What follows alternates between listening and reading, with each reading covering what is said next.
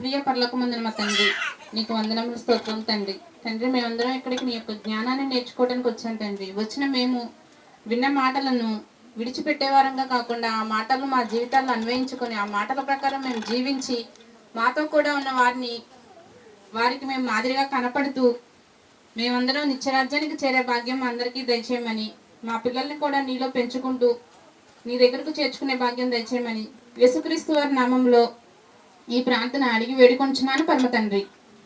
ఆమేన్. ఏమండి, అందరికీ వందనాలండి. ఈరోజు ఒక విశేషం ఉంది. ఈ రోజుకి అవునండి, ఈ రోజుకి ఒక విశేషం ఉంది. నూతన సంవత్సరం అందరూ చెప్పే మాటే. మరి రేపటికి లేదా విశేషం? మనం నిద్ర లేసాము అంటే మనకు ఒక నూతన అవకాశం అండి. ప్రతిరోజు కూడా ఒక సంవత్సరంతోనే నూతన సంవత్సరం లాగానే జరుపుకోవాలి. ఈ రోజు నిద్ర లేసిన వాళ్ళు చాలా మంది రేపు లేవట్లేదు. అవును కదండి. మనం లేసే వారంగా ఉన్నాము అంటే దేవుని దయలో, దేవుని కృపలో, దేవుని ఆశీర్వాదంలో ఉన్నాం. అవునండి, దేవుని ఆశీర్వాదం. అదేంటండి దేవుని ఆశీర్వాదం అంటారు? ఇక్కడ చాలా మంది పిల్లలు ఉన్నారు. పిల్లల్ని బేస్ చేసుకొని చెప్తున్నానండి. దేవుని ఆశీర్వాదం అంటారు ఏంటండి? మా అమ్మ మా నాన్న కన్నారు, ఇంట్లోకి వెళ్తే వాళ్ళు అన్నం పెడతారు, బయట తిరిగి వస్తే ఇంటికి వచ్చాక స్నానానికి నీళ్లు పెడతారు, మాసిపోయి వేసుకొచ్చుకున్న బట్టల్ని ఉతికి మళ్ళీ ఫ్రెష్గా తయారు చేసి నచ్చిన బట్టలు కొని పెడతారు, బర్త్డే పార్టీలు చేస్తారు, చిన్న చిన్న ఫంక్షన్స్కి తీసుకెళ్తారు, ఇందల్లా కొని పెడతారు. ఇందులో దేవుడు ఎక్కడున్నాడండి? అంతేనా పిల్లల ప్రశ్న? మనకు అలాంటి అమ్మా నాన్నని ఇవ్వడమే దేవుడు మనకి ఇచ్చిన పెద్ద గిఫ్ట్.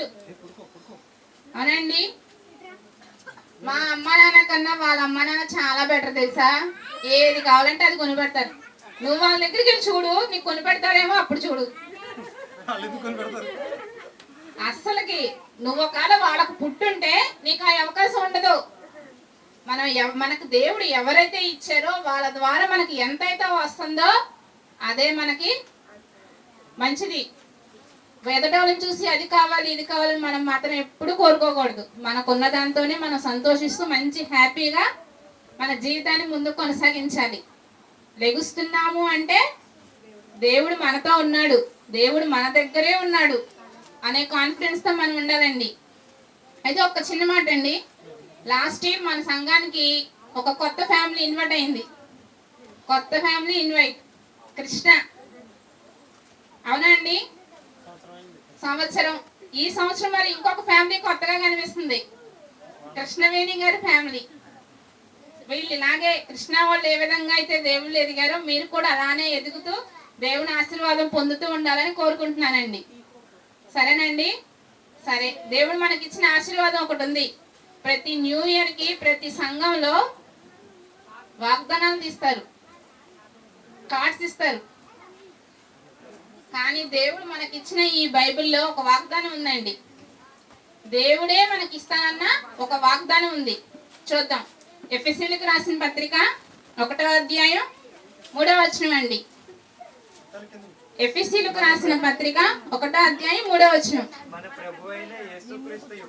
మన ప్రభువైన యేసుక్రీస్తు యొక్క తండ్రియగు దేవుడు స్తుతింపబడును గాక. ఆయన క్రీస్తునందు పరలోక విషయములలో ఆత్మ సంబంధమైన చాలండి. ఆత్మ సంబంధమైన ప్రతి ఆశీర్వాదమును మనకు అనుగ్రహించెను. పరలోక సంబంధమైన ప్రతి ఆశీర్వాదాన్ని దేవుడు మనకి ఇస్తానన్నాడండి. పరలోక సంబంధమైన ఆశీర్వాదం. ఏమండి, మనకు కావాల్సిన ఆశీర్వాదం ఏంటి? పరలోక సంబంధమైన ఆశీర్వాదం.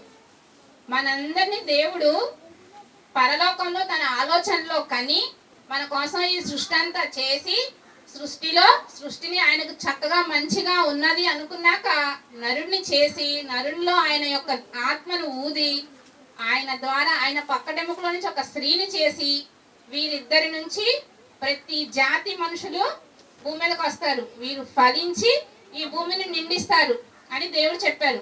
అంటే మనం ఎక్కడున్నాం? ఫస్ట్ దేవుని ఆలోచనలో పరలోకంలో ఉన్నాం. అంటే తిరిగి మళ్ళీ మనం ఆ పరలోకం చేరుకోవాలి. తిరిగి ఆ పరలోకం చేరుకోవాలి అంటే యేసుక్రీస్తు వారు మనకు మార్గదర్శి.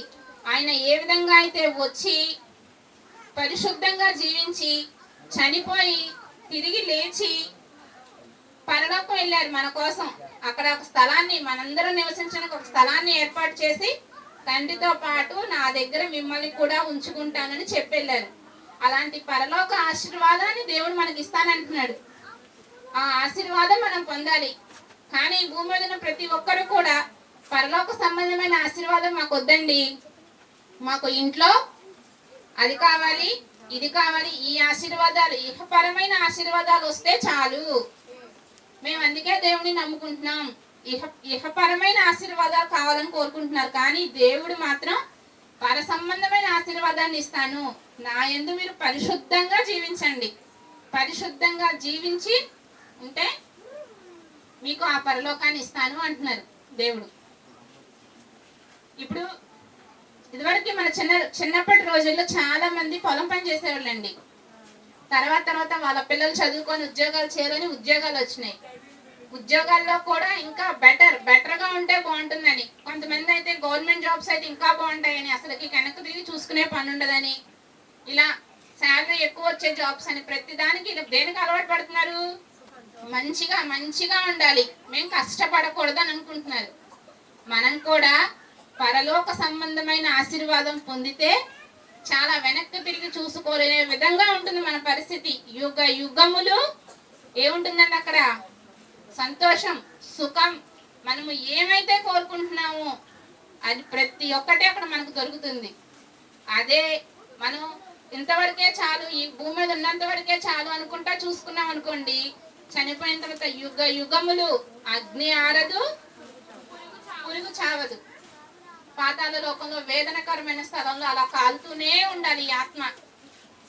కాలే ప్లేస్కి వెళ్దామా లేకపోతే సంతోషంగా ఉండే ప్లేస్కి వెళ్దామా?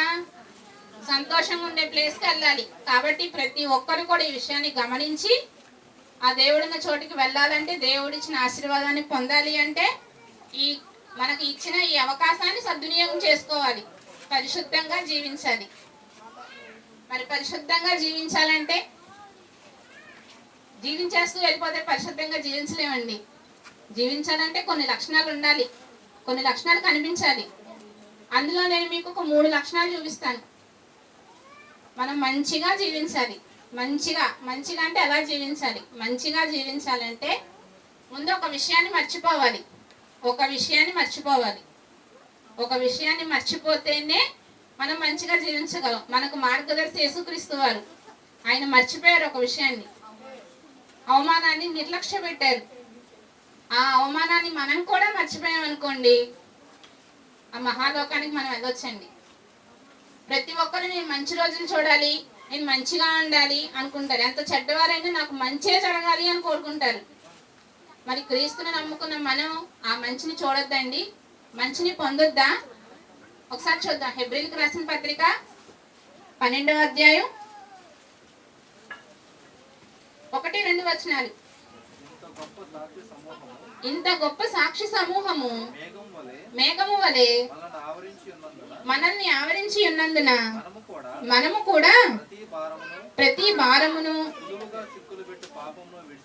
సులువుగా చిక్కుల పెట్టు పాపమును విడిచిపెట్టి విశ్వాసమునకు కర్తయు దానిని కొనసాగించు వాడునైనా యేసు వైపు చూచుచు మన ఎదుట ఉంచబడిన పందెంలో ఓపికతో పరిగెత్తుదము. ఆయన తన ఎదుట ఉంచబడిన ఆనందము కొరకై అవమానమును నిర్లక్ష్య పెట్టి సిలువను సహించి, చాలండి, ఆయన ముందుంచబడిన ఆనందం కోసం అవమానాన్ని నిర్లక్ష్య పెట్టారంట. నిర్లక్ష్య పెట్టడం అంటే వదిలేయడం. ఒకసారి చూద్దామండి. ఫిలిప్పీలకు రాసిన పత్రిక 3వ అధ్యాయం 13వ వచనం. ఫిలిప్పీలకు రాసిన పత్రిక 3వ అధ్యాయం 13వ వచనం. సహోదరులారా, నేను ఇదివరకే పట్టుకొని ఉన్నానని తలంచుకొనను, అయితే ఒకటి చేయుచున్నాను, వెనుక ఉన్నవి మరచి ముందున్న వాటి కొరకై వేగిరపడుచు. చాలండి. అక్కడ మరచి అన్నదానికి కింద పుట్టినట్లు చూడండి. లక్ష్య పెట్టక. మరచిపోవడం అంటే లక్ష్య పెట్టకపోవడం, నిర్లక్ష్య పెట్టడం. వెనుక ఉన్న వాటిని ఏం చేశారు ఆయన? మర్చిపోయారు. మనం కూడా మనం ఏం చేయాలి? మర్చిపోవాలి. మనకు జరిగిన అవమానాన్ని మర్చిపోవాలి. చాలా మంది అవమానాన్ని మర్చిపోరండి. తలుచుకొని తలుచుకొని తలుచుకొని వీళ్ళు ఏమైపోతారు? వీళ్ళు కుంగిపోతా ఉంటారు, కుమిలిపోతూ ఉంటారు. నాకు అలా జరిగింది, ఇలా జరిగింది, నన్ను అలా అన్నారు, ఇలా అన్నారు అని అదే ఎన్ని సంవత్సరాలైనా గుర్తుంటదండి. చాలా మంది జీవితకాలం అంతా గుర్తుంచుకుంటారు జరిగిన అవమానాన్ని. అలా గుర్తుంచుకుంటే ఏం జరుగుతున్నాయండి? చాలా వారికి వాళ్ళు చనిపోవడం కానీ, లేదా పగబట్టిన వారిని చంపేయడం కానీ, ఇలా ఏదో ఒకటి చేసుకుంటున్నారు. ఇలా చూసుకుంటా పోతే మనకు బైబిల్లో ఒకరు కనిపిస్తారు. హెరోదియా స్త్రీ. బాప్తిస్మం ఇచ్చి యోహాను చెప్తారు, ఏమండి మీరు మీ అన్న భార్యను తీసుకోవడం మంచిది కాదు అని చెప్తారు. అక్కడ ఏం జరిగింది? ఆ హెరోదియా స్త్రీకి నిండు సభలో అవమానం జరిగింది. ఆవిడ అవమానాన్ని తట్టుకోలేక ఆ స్త్రీలు కనిన వారిలో గొప్పవాడు బాప్తిస్మం ఇచ్చి యోహాను, ఆయన తలని నరికించేసిందండి, ప్రాణం తీయించేసింది. అవమానాన్ని తట్టుకోలేక ఒక స్త్రీ ఒక పురుషుణ్ణి, స్త్రీలు కనిన వారిలో గొప్పవాడు, అంతటి గొప్పవాడు మహనీయుని ప్రాణాన్ని తీసేసింది ఆవిడ అవమానాన్ని తట్టుకోలేక. మనం కూడా చాలా మంది మనం చూస్తూనే ఉంటాం. ఎన్నో ఇంట్లో అత్తగారు అందనో లేకపోతే భర్త అన్నాడనో, అసలు భర్త అంటే అసలు తట్టుకోమండి. నువ్వు నన్ను ఎందుకన్నా అన్నాను, అసలు పని ఏంటి, నేను నీకు ఇంత చేస్తుంటే నన్ను ఎందుకు అన్నావు, అస్సలు ఊరుకోమండి. అస్సలకి మన ఈగో మాత్రం కొంచెం కూడా సాటిస్ఫై అవ్వదు. అస్సలకి ఎందుకు అనాలి, ఎందుకు అనిపించుకోవాలి, నేను ఇంత చేస్తుంటే మాట మాత్రం పడవండి. అక్కడ యేసుక్రీస్తు ఎంత అవమానాన్ని భరించారు. వెనుక ఉన్న వాటిని అన్నిటినీ మర్చిపోయి సిలువలు సహించారు. ఆయనతో పోల్చుకుంటే మనం ఎంతండి? మనకి చిన్న చిన్న విషయాలు, చిన్న చిన్న అవమానాలను మనం ఏం చేయాలి? విడిచిపెట్టేయాలి. లక్ష్య పెట్టకూడదు. ముందున్న వాటిని చూచుకుంటూ వెనుక జరిగిన వాటన్నిటిని మర్చిపోతూ ఆ క్రీస్తులో మనం ముందుకు సాగాలి. మనకు జరిగిన అవమానాన్ని మనం ఏం చేయాలి? మర్చిపోవాలి. లక్ష్య పెట్టకూడదు, నిర్లక్ష్య పెట్టాలి. దాన్ని నిర్లక్ష్య పెడితేనే మనం పరలోకం చేరడానికి ఒక అవకాశం అనేది ఉంటుందండి. దాన్నే తలుచుకుంటూ ఉన్నాం అనుకోండి, అలానే వెనక్కి వెళ్ళిపోతా ఉంటాం. దేవుల్లో ముందుకు మాత్రం కొనసాగలేమండి.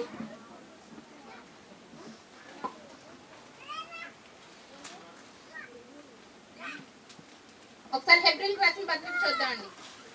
ఈ అవమానం విషయంలో ప్రతి ఇంట్లో జరుగుతూనే ఉంటది. నేను చెప్పనవసరం లేదు. పిల్లల విషయంలో మరీ ఎక్కువగా జరిగిద్ది. మనం పిల్లల్ని కోపంలో ఒకటి వేస్తాం, ఇంట్లో పెద్దవాళ్ళు ఉంటే మాత్రం అస్సలు ఊరుకోరండి, అస్సలు ఊరుకోరు. నా పిల్లోడు నా ఇష్టం అంటాం, అవునండి. కాబట్టి ఇలాంటి చిన్న చిన్న పొరపాట్లు పెద్దవి అవ్వకుండా మనకు మనం సరి చేసుకోవాలండి. హెబ్రీయులకు రాసిన పత్రిక 12వ అధ్యాయం 5వ వచనాలండి. నా కుమారుడా ప్రభువు చే శిక్షను తృణీకరింపుకుము, ఆయన నిన్ను గద్దించినప్పుడు విసుకకుము. ప్రభువు తాను ప్రేమించిన వారిని శిక్షించి తాను స్వీకరించు ప్రతి కుమారుణ్ణి దండించును. ఏమండి ఇక్కడ చూడండి, ఆయన నిన్ను గద్దించినప్పుడు విసుకకుము.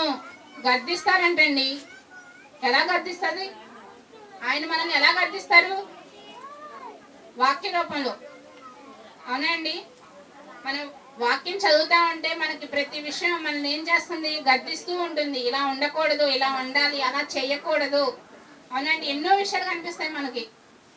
అలా వచ్చే గద్దింపుకు మనం ఏమవ్వాలి? విసుక్కూడదు. దానికి లోబడాలి, దాన్ని మర్చిపోకూడదు. ఆ గద్దింపుని, ఆ గద్దింపుకు లోబడితేనే దేవుని మాటలకు మనం లోబడి ఆయన ఏదైతే చెప్పారో ఆయన ఆజ్ఞలకు, ఆయన కట్టడలకు, ఆయన విధులకు మనం లోబడి బ్రతికితే బాగుంటుంది. కానీ వాటికి లోబడకుండా మన ఇష్టం వచ్చినట్టు మనం ఉన్నామనుకోండి, ఆధ్యాత్మిక స్థితి ఏమైపోతుందండి? పాడైపోతుంది. దేవుడి నుంచి దూరం అయిపోతాం. చక్కగా అపవాది పిల్లలం అయిపోయి అపవాదితో సహవాసం చేస్తూ మన సమయాన్ని దానికోసం ఉపయోగించేస్తూ ఉంటామండి. కాబట్టి మనం ఏమవ్వాలి? గద్దింపుకు లోబడాలి. కింద చూడండి, ఆయన తాను ప్రేమించిన వారిని శిక్షించి తాను స్వీకరించు ప్రతి కుమారుణ్ణి దండించనంటండి. ప్రతి కుమారుని దండిస్తారంట. ఎందుకని? తప్పు చేస్తున్నారు కాబట్టి తప్పు చేయకుండా ఉండడం కోసం దండిస్తారు. మన పిల్లలు తప్పు చేస్తుంటే మనం దండిస్తాం కదండి. అలానే వాక్యం కూడా మనల్ని ఏం చేస్తుంది? దండిస్తుంది, శిక్షిస్తుంది, గద్దిస్తుంది. వాటన్నింటికి మనం లోబడితేనే ఆయన పిల్లలం అవుతాం. లోబడలేదనుకోండి అపవాది పిల్లలం అయిపోతామండి. ఒకసారి ఇదే అధ్యాయం 1 వచనం చూద్దామండి. ఇంత గొప్ప 2వ అధ్యాయం అండి, 1 వచనం. నీవు కాదండి, హెబ్రీయులకు రాసిన పత్రిక 2వ అధ్యాయం 1వ వచనం. కావున మనము వినిన సంగతులను విడిచిపెట్టి కొట్టుకొని పోకుండానట్లు వాటి యందు మరి విశేష జాగ్రత్త కలిగి ఉండవలెను. ఈ గద్దింపుకు చాలండి.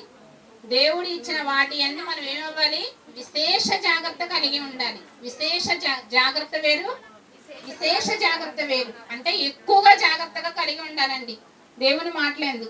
మన శరీర ఆరోగ్యం పట్ల మనం ఎంత జాగ్రత్త కలిగి ఉంటామండి. మనకి కొంచెం నలతగా అంటే ఇప్పుడు ఫోన్ అందుబాటులోకి వచ్చేసింది కాబట్టి అస్తమానం ఫోన్లోకి వెళ్ళిపోయి ఏం చేయాలి, ఇలా వచ్చింది ఏం చేయాలి, ఎవరు బాగా చెప్తారు, మంచి పరిష్కారం ఎవరు ఇస్తారని చెప్పి దాన్ని ఫాలో అయిపోతాం ఆ టిప్స్ని. ఎందుకని? శరీర ఆరోగ్యాన్ని కాపాడుకోవడం కోసం. 60, 70, 40, 80, మహా అయితే 100, 120 ఈ సంవత్సరాల ఆయుష్కాలం కోసం, ఈ శరీరం కోసం ఎంతో తాపత్రయపడతాం. మరి ఆత్మీయ ఆరోగ్యం కోసం ఇంకెంత తాపత్రయపడాలండి? యుగ యుగములు ఉంటాం పరలోకంలో.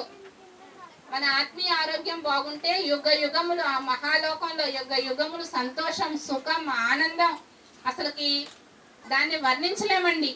ఆ లోకానికి చేరే అవకాశం కనుక మనకు వస్తే అంతకు మించిన అదృష్టవంతులు ఎవరు ఉండరు. కాబట్టి మనం ఏం చేయాలి? విశేష జాగ్రత్త కలిగి ఉండాలి. వీటన్నింటికి లోబడి వాటి పట్ల విశేష జాగ్రత్త కలిగి వాటి అందే నడుచుకోవాలి. మనం వాటి అందే నడుచుకొని ఉండాలి. ఏమంటే ఒకప్పుడు సార్ మనకి ఎప్పటి నుంచో చదవమని చెప్తున్నారు, బైబిల్ చదవాలి. ఫస్ట్ రోజుకు 3 పేజీలు అన్నారు. సంవత్సరం మొత్తంలో బైబిల్ అయిపోవాలి. రోజుకు 3 పేజీలు, కనీసం రోజుకు 1 పేజీ. అలా అలా నేర్పించుకుంటూ చదవాలి, చదవాలి, నేర్చుకోవాలి. బైబిల్ జ్ఞానం అందరికీ తెలియాలి అని చెప్తూనే వచ్చారు. బైబిల్లో ఎంతో మహా జ్ఞానం ఉందని చెప్పారు. చదవలేని వాళ్ళు ఫోన్లో వినొచ్చు, ఎన్నో ప్రసంగాలు ఉన్నాయి, అయితే బైబిల్ యాప్, ఆడియో యాప్స్ ఉన్నాయి, ఇవన్నీ వినొచ్చు, ఎంతో జ్ఞానాన్ని నేర్చుకోవచ్చు అని అన్నారు. మనకి బైబిల్ ఎలాంటిదండి? ఒక నావలో ప్రయాణం చేసే వ్యక్తికి దిక్సూచి లాంటిదండి. రోడ్డు మీద ఒక బాటసారి నడుచుకుంటూ వెళ్తుంటే అతనికి ఒక ఊతకర్ర లాంటిది. ఊతకర్ర దేనికండి? ఏదైనా మనకి కుక్కలు కానివ్వండి, లేకపోతే ఏమన్నా విషసర్పాలు కానీ వస్తే వాటిని అడ్డగించడానికి. అలా అవి ఎంత ఉపయోగపడతాయో ఈ బైబిల్ మనిషి జీవితానికి అంతగా ఉపయోగపడుతుంది. ఇలాంటి బైబిల్ని ఒక నపుంసకుడు, ఎవరంటే ఆయన ఆర్థిక శాఖ మంత్రి, ఆయన ఏం చేస్తాడు? రథం మీద వెళ్తూ యెషయా గ్రంథాన్ని చదువుతూ వెళ్తారు. ఆర్థిక శాఖ మంత్రి అంటే మినిస్టర్. ఒక మినిస్టరు ప్రయాణం చేసేటప్పుడు బైబిల్ చదివాడంట రథం మీద. ఈరోజు మన వసతి ఎలా ఉంది? Bus, car, train, flight. ఇప్పటి రోడ్డు పరిస్థితి ఎలా ఉంది? ఆనాడు రోడ్డు పరిస్థితి ఎలా ఉంటుంది ఒకసారి ఊహించుకోండి. రథం మీద వెళ్ళే అతను యెషయా గ్రంథాన్ని రథం మీద చదువుకుంటూ వెళ్తున్నాడంట. ఆయనకు అవసరం ఏంటండి? అంత ఆసక్తి ఏంటి?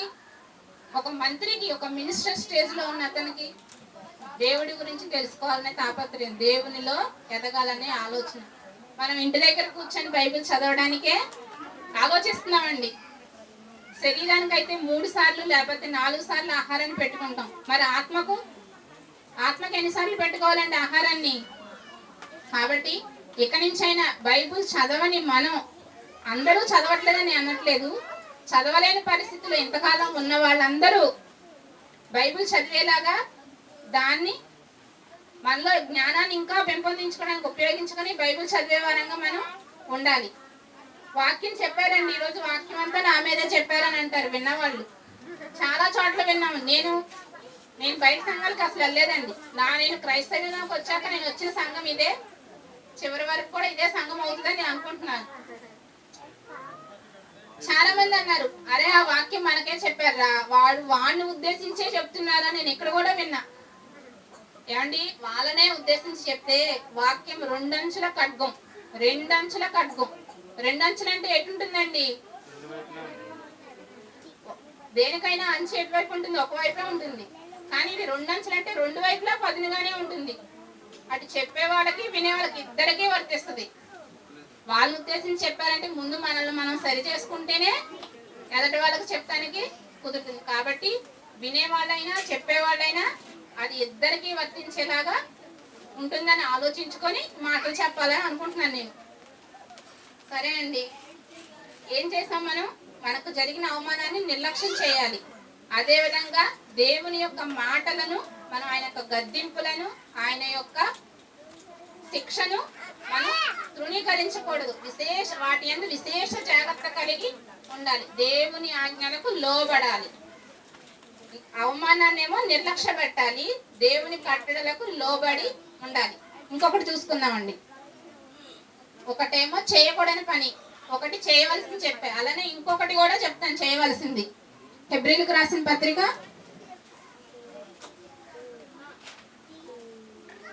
1 దానికి ముందు ఒక కీర్తన గ్రంథం చూద్దామండి. దావీదు గారు దేవుని గద్దింపులకు లోబడ్డారండి. కీర్తనల గ్రంథం 141 5వ అధ్యాయం 5వ వచనం. 141:5.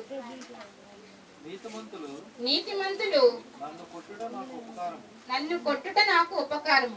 ఏమంటే ఒక నిమిషం అండి. 141:5. నీతిమంతులు నన్ను కొట్టుట నాకు ఉపకారము. ఇక్కడ దావీదు గారిని ఎవరైనా నీతిమంతులు కొట్టారా అండి?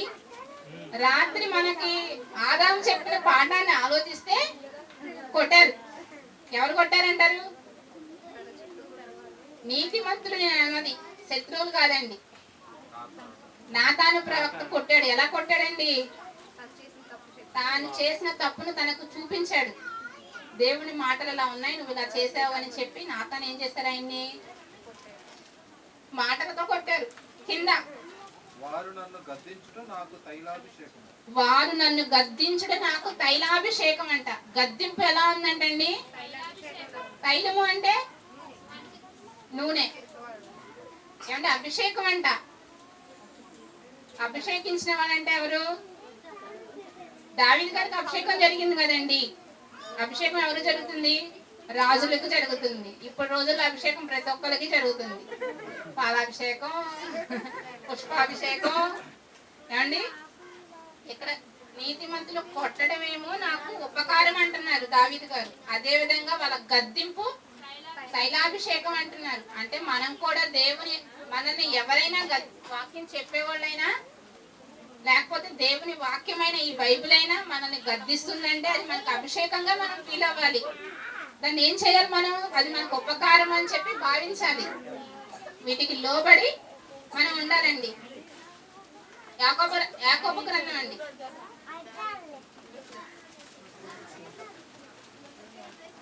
యాకోబు గ్రంథం 1వ అధ్యాయం. సారీ అండి, యాకోబు రాసిన పత్రిక అండి. యాకోబు రాసిన పత్రిక 1వ అధ్యాయం 23, 24. ఎవడైనను వాక్యమును వినువాడై ఉండి దాని ప్రకారం ప్రవర్తింపని వారైతే వారు అద్దములో తన సహజ ముఖమును చూచుకొని మనుషుని పోలి ఉన్నారు. ఏమంటే చాలండి. అద్దములో సహజ ముఖమును చూచుకొని వారిని పోలి ఉన్నారంట. ఎవరు? ఎవడైనను వాక్యమును వినువాడై ఉండి దాని ప్రకారము ప్రవర్తింపకపోతే. ఏమంటే చాలా మంది నిద్రలేవగానే ఏం చేస్తామండి? అద్దంలో మొహం చూసుకుంటామండి. చాలా మంది చూసుకుంటారు. అంటే ఇప్పుడు పెళ్ళైపోయి పిల్లలు పుట్టేశాక మొహం చూసుకోవట్లేదు కానండి. పెళ్ళైన కొత్తలో కూడా చిన్న పిల్లలు వచ్చిన దగ్గర నుంచి పెళ్ళయి కొంచెం పిల్లలు పెద్దవాళ్ళు అయ్యే వరకు కూడా ప్రతి ఒక్కరికి ఒక అలవాటు ఉంటుంది. లగంగానే అద్దం ముందుకెళ్ళి జుట్టు సరి చేసుకోవడం, మన అందం ఎక్కడ తరిగిపోతుందేమో అని చూసుకుంటూనే ఉంటారు. తరిగినా మనం ఏం చేయలేము, అది అసలు మన చేతుల్లో పనే కాదు, కానీ చూసుకుంటూనే ఉంటారు. కానీ అంటండి అద్దం ముందుకెళ్ళి నుంచొని చూసుకొని కూడా సరి చేసుకోకపోతే వాళ్ళని ఏమంటారు? పిచ్చోళ్ళు అంటారు. అలానే వాక్యం వాక్యం దగ్గరకు వచ్చి వాటిని విని వాటిని పాటించకపోతే మనల్ని కూడా పిచ్చోళ్ళే అంటారంటండి. వాక్యం మనకు అద్దం లాంటిది, దాని దగ్గరకు వచ్చి దాన్ని ఏం చేసుకోవాలి? మనం సరి చేసుకోవాలి. అక్కడ అద్దం ముందు మొహాన్ని ఎలా సరి చేసుకుంటామో వాక్యం దగ్గర మన జీవితాన్ని, జీవన విధానాన్ని సరి చేసుకోవాలి. అర్థమైందండి? నూతన సంవత్సరంలో మనం చేయవలసింది ఏంటండి? అవమానాన్ని నిర్లక్ష్య పెట్టాలి, దేవుని గద్దింపుని, దేవుని ఆజ్ఞలను గైకొనాలి, వాటి ప్రకారం మన జీవితాన్ని సరి చేసుకోవాలి. దాన్ని నిర్లక్ష్య పెట్టాలి, దీన్ని లక్ష్య పెట్టాలి, దేవుని మాటలను లక్ష్య పెట్టాలి. మరైతే మనం మన గలతీయులకు రాసిన పత్రిక చదివాం కదండి. చదివిన వాళ్ళకి తెలుసు, గలతీయులకు రాసిన పత్రికలో ఒక ఆజ్ఞ ఉంది, తప్పక చేయవలసిన ఆజ్ఞ ఒకటి ఉంది. ఏమండి? ఒక ఆజ్ఞ ఉంది, ఆజ్ఞ చెప్తాను, చదవడం తెలియదు కదండి. సరే చూద్దాం. హెబ్రీలకు రాసిన పత్రిక 13వ అధ్యాయం 16వ వచనం. అయిపోయిందండి. 13, 16. ఉపకారమును చేయ మరచిపోకుడి. ఉపకారమును ధర్మమును చేయ మరచిపోకుడి. ఏమన్నా ఇక్కడ యాకోబు గారు మక్కల్ గారు వచ్చారు, వాళ్ళ ఇంటి దగ్గర మనం ఒక రోజు విన్నాం, ధర్మం చెయ్యాలి అని విన్నామండి. అడుక్కునే వాళ్ళు వచ్చినా సరే ధర్మం చేయండి, మనకున్న దాంట్లో లేనిది ఇవ్వండి అని ఆ రోజు మెసేజ్ విన్నాం మనం. ఇక్కడ ఏం చెప్తున్నారు? ఉపకారమును ధర్మమును చేయ మరచిపోకుడి. అట్టి యాగము దేవునికి ఇష్టమైనది. మనమందరం దేవుని పిల్లలం అండి. మనందరికి ఒక ఉపకారం ఉన్నారు, ఉన్నారండి. నేను ఇక్కడే చెప్పేసాను ఆన్సర్. మనం అందరం దేవుని పిల్లలం, మనందరికి ఒక ఉపకారం ఉన్నారు. ఆయనే దేవుడు. ఆయన ఉపకారి కాబట్టే మనం ఇలా ఉన్నాం. ఆయన అపకారం అయితే మనం ఎప్పుడో ఆ కరోనాలోనో లేదా అంతకుముందు సునామీలోనో కొట్టుకెళ్ళిపోయేవాళ్ళం. ఏమండి? కాబట్టి దేవుడు ఉపకారి.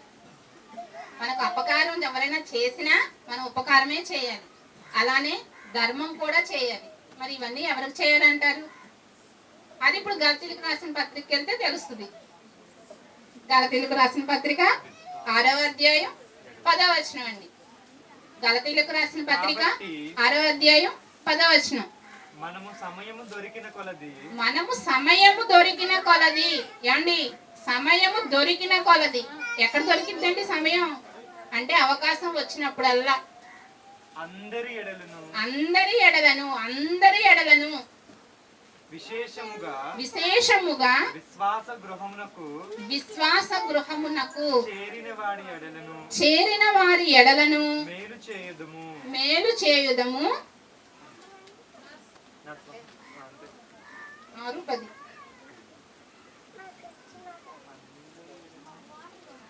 విశేషముగా విశ్వాస గృహమునకు చేరిన వారి ఎడల. విశ్వాస గృహం అంటే ఏదండి? సంఘం. సంఘానికి వచ్చిన వారి ఎడల ఏం చేయాలి? మనం మేలు చేయాలి. మేలు చేయటం ఏం చేయకూడదు? మరచిపోకూడదు.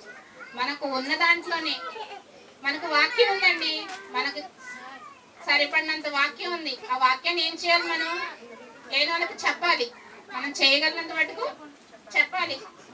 పోనీ మనకు సరిపడా, మన అవసరాలకు సరిపడా ఇంకా ఉన్నాయనుకోండి, డబ్బులు కానివ్వండి లేకపోతే మిగిలిన వసతులు కానివ్వండి, ఏమైనా సరే అలా లేని వాళ్ళకి ఏం చేయాలి? మనం ఇవ్వాలి.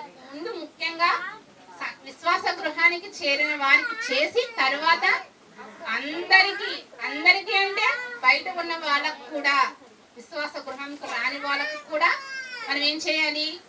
సహాయం చేయాలి, మేలు చేయాలి. ఏంటి?